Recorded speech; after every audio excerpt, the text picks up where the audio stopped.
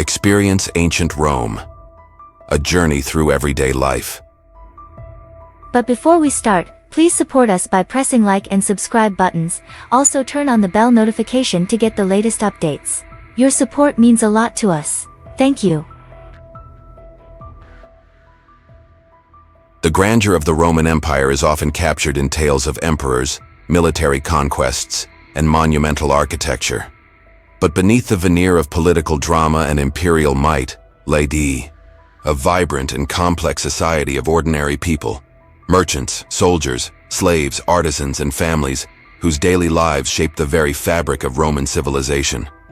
To truly experience ancient Rome, one must journey beyond the marble columns of the Forum and into the bustling streets, crowded insulae, and serene countryside villas that house the heart of Roman life.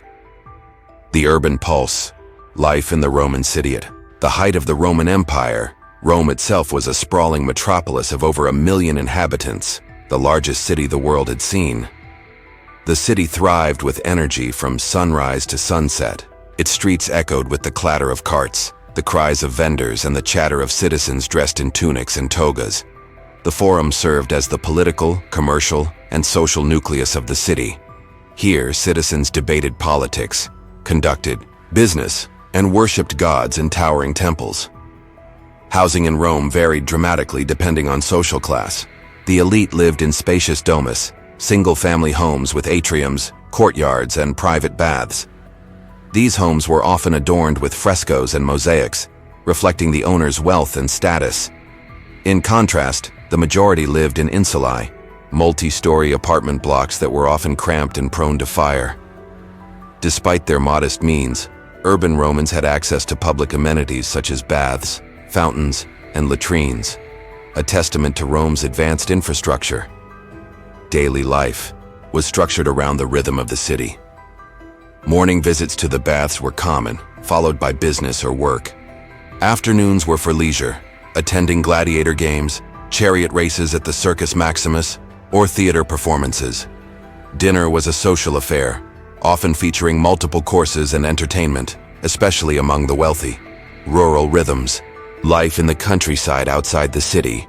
Roman life took on a slower, agrarian pace. The countryside was dotted with villas, some luxurious estates owned by wealthy Romans seeking retreat, others working farms managed by tenant farmers or slaves. Agriculture was the backbone of the Roman economy. Crops like wheat, olives, and grapes dominated the landscape, supporting not only local communities but the entire empire through extensive trade networks. Rural Romans led lives deeply connected to the land. They rose with the sun to tend fields, care for animals, and maintain equipment. Religious festivals aligned with agricultural cycles marked the calendar, blending work with communal celebration. Though isolated from the grandeur of urban Rome, the countryside offered a degree of stability and self-sufficiency that city life could not. The role of family and society. Family was the cornerstone of Roman society. The paterfamilias, or male head of the household, held authority over all family members, including slaves. Women, while officially subordinate, played crucial roles in managing households and influencing social connections. Marriage was often a strategic alliance rather than a romantic union, and large families were seen as a mark of prestige and duty to the state. Children were raised with a strong sense of Roman identity. Boys were groomed for public life, education, and military service, while girls were prepared for marriage and domestic responsibilities. Education, especially among the elite, included reading, writing, rhetoric, and Greek, a sign of cultural sophistication. Slavery was a harsh reality of Roman life. Slaves performed a wide range of tasks, from domestic service to skilled labor and administration. While some could earn their freedom and become citizens, many endured lives of toil and hardship. Their contributions, however, were indispensable to the functioning of Roman society. Religious beliefs and practices. Religion permeated every aspect of Roman life. The Romans were polytheistic, worshipping a pantheon of gods borrowed and adapted from the Greeks.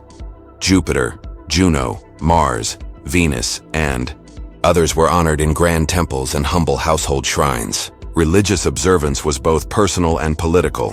with state-sponsored rituals ensuring divine favor for the empire. Each home had a lararium, a small altar dedicated to household gods where daily offerings were made.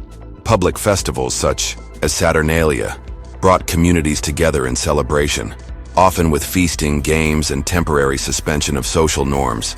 Religious roles like that of the Vestal Virgins or the Pontifex Maximus carried immense prestige and responsibility. As the empire expanded, so did its religious diversity. Cults from Egypt, Persia, and the Near East found followers in Rome, including the mystery religions of Isis and Mithras. Eventually, Christianity, once a persecuted sect, rose to prominence and transformed the religious landscape of the empire. Commerce, craft, and innovation. The Roman economy was remarkably sophisticated. Trade routes spanned from Britain to India, bringing spices, silk, and other exotic goods to Roman markets. Roman coins circulated widely, bearing the likenesses of emperors and reinforcing their authority. Markets were central to daily life. Forum squares teemed with stalls selling bread, wine, oil, cloth, and pottery. Artisans formed guilds and specialized in trades such as metalwork, glassblowing, and carpentry. The craftsmanship of Roman engineers produced aqueducts, roads, and bridges that not only connected the empire, but also demonstrated its ingenuity. Public baths exemplified Roman innovation. These sprawling complexes offered heated pools, steam, rooms, exercise facilities, and libraries, accessible to all classes. Aqueducts supplied clean water, while sewers carried waste away, highlighting the Romans' advanced approach to urban planning and hygiene. Entertainment and leisure entertainment was a vital part of Roman life. The Colosseum hosted gladiator contests that drew thousands of spectators, a spectacle of bravery, violence, and imperial propaganda. Chariot races at the Circus Maximus captivated audiences, with fans passionately supporting their favorite teams, the Reds, Blues, Greens, or Whites. Theaters offered plays, often comedies or tragedies rooted in Greek tradition. Poetry, music, and storytelling were integral to social gatherings, reflecting a society that valued artistic expression. Wealthy patrons sponsored public games and festivals, using entertainment to gain favor and display generosity. Romans also found leisure in more personal pursuits, garden strolls, board games, and philosophical debates. Wealthy citizens collected art and literature, while even the modest might enjoy a dice game or an evening by the communal fountain. Legacy and lessons. The legacy of ancient Rome endures not only in its ruins and relics, but in the social, legal, and cultural frameworks that continue to influence the modern world. Its citizens lived lives filled with complexity, contradiction, and creativity. They grappled with issues of class, power, identity, and faith, concerns that resonate today. Tafuri. Walk through the streets of Pompeii, gaze upon Roman frescoes, or read the letters of Cicero is to touch a world both foreign and familiar.